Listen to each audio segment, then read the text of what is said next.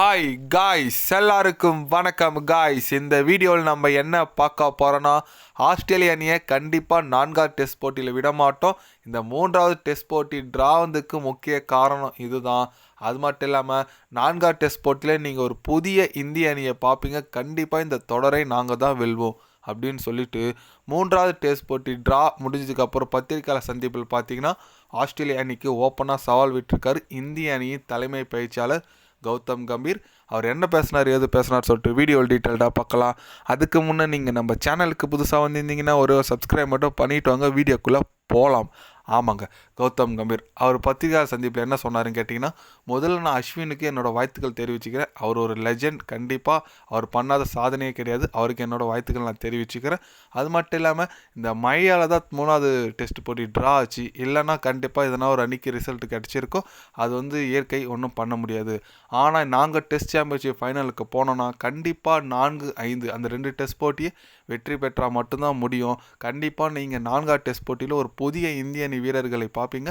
கண்டிப்பாக அவங்க ஒரு எப்படி சொல்கிறது, இந்த போட்டியை கட்டாயம் 4-5 போட்டியை கட்டாயம் வின் பண்ணுவாங்க. அதில் எந்த விதமான சந்தேகம் இல்லை.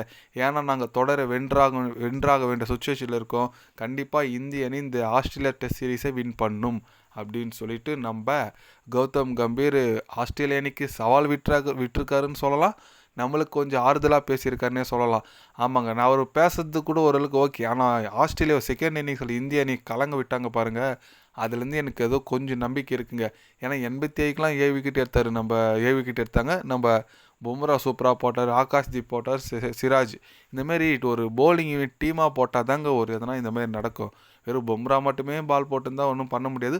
ஆஸ்திரேலியா எடுத்துக்குங்களேன், பேட் கமன்ஸ் போடுறாரு, ஆசலூட்டுக்கு இன்ஜுரின்னு சொல்லிட்டு போலண்ட் இருந்தால் அவரும் போடுறாரு. நம்ம பேட் கமன்ஸ், அப்புறம் மிச்சல் ஸ்டாக்கு, நல்ல ஒரு போலிங் யூனிட்டாக இருக்குது. கண்டிப்பாக ஆசலூட் இன்ஜுரியில் போயிட்டார். போலாண்ட் தான் திருப்பி வர்றதுக்கு 4th டெஸ்ட்டில் வாய்ப்பு இருக்குது. அதனால் நம்ம ஆஸ்திரேலிய அணியை ஈஸியாக எடுத்துக்கூடாது. ஆசலோடு போயிட்டாருன்னு சொல்லிட்டு அவங்ககிட்ட பேக்கப் ஃபாஸ்ட் பவுலிங் சூப்பராக இருக்குங்க. ஏன்னா போலாண்ட் கூட நல்ல ஒரு கிளாஸ் பவுலர் தான். அவருக்கு இடம் கிடைக்கல. ஏன்னு கேட்டிங்கன்னா இவங்க 3 பேரும் நல்லா இருக்காங்க. இவங்களுக்கு ஏன்னா இன்ஜுரினா மட்டும்தான் அவர் யூஸ் பண்ணுறாங்க.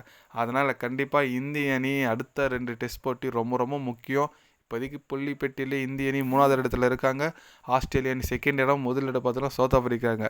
நம்ம கட்டி 2 போட்டி ஜெயிச்சா டேரெக்டாக ஃபஸ்ட் இடத்துக்கு போய்டும். அதுக்கப்புறம் ஆஸ்திரேலியாவோ இல்லை சவுத் ஆஃப்ரிக்கா எதனா ஒன்று போராடி வரட்டும். ஆனால் நம்மளுக்கு அந்த அடுத்த 2 போட்டி ரொம்ப ரொம்ப முக்கியம். ஒரே ஒரு ஆள் நம்ம ஜஸ்பிரிட் பும்ரா, அவரை தான் நம்பிட்டு இருக்கோம்.